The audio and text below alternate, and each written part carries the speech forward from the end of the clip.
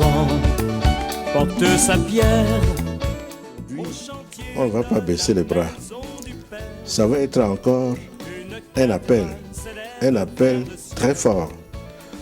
On va demander à tout le monde, jusqu'aux enfants, jusqu'aux bébés, de se mettre au travail. Parce qu'il n'est pas normal que dans une région comme la nôtre, à l'ouest, où nous voyons tant d'hôtels monter et pousser comme des champignons, où nous voyons tant de domiciles pousser chaque jour, que en ce qui concerne la maison de celui de qui nous tenons toutes ces choses-là, qui soient logés à la Belle Étoile. Quand nous aurons les personnes qui sont capables de faire quelque chose en grand, nous leur demanderons de procéder soit individuellement, soit en groupe, soit en famille, de procéder de la manière suivante. Il y a des murs à élever. Un groupe peut s'engager à construire un pan de mur. Et sur ce pan de mur sera mis le nom du groupe ou de la famille comme ex-voto. Il y en a qui pourront peut-être seulement accepter de prendre un pilier, parce que ce sont des gros piliers. Ils le feront et on mettra leur nom. Autant d'amour à fructifier, à faire valoir au coin des rues.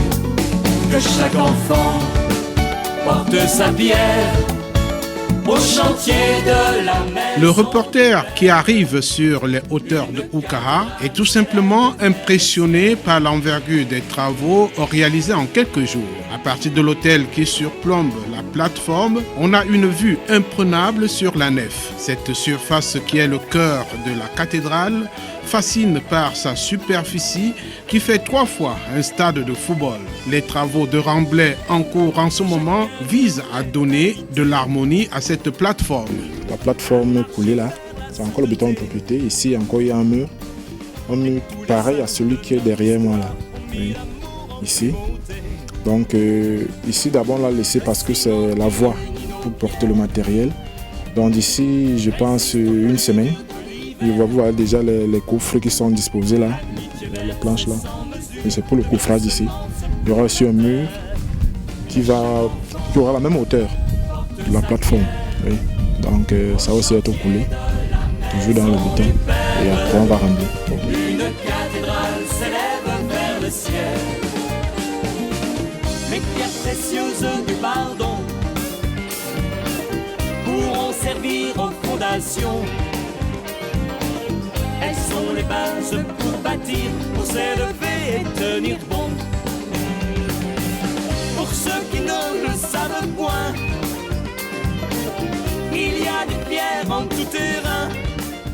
Le décoffrage donne de voir le gabarit des poteaux qui sortent de terre comme des champignons. Leur diamètre, plus d'1 mètre par endroit, en dit long sur le volume du béton et la solidité des barres de fer qui composent leur ossature. Une cathédrale s'élève vers le ciel.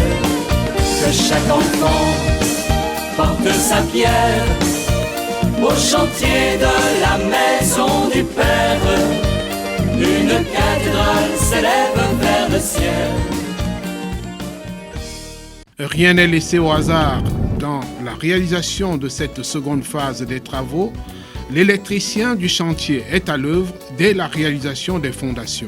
En fait, l'électricien déjà, on peut dire qu'il a déjà commencé parce qu'avant que ces murs ne soient coulés, il faut déjà ce qu'on appelle la prise de terre.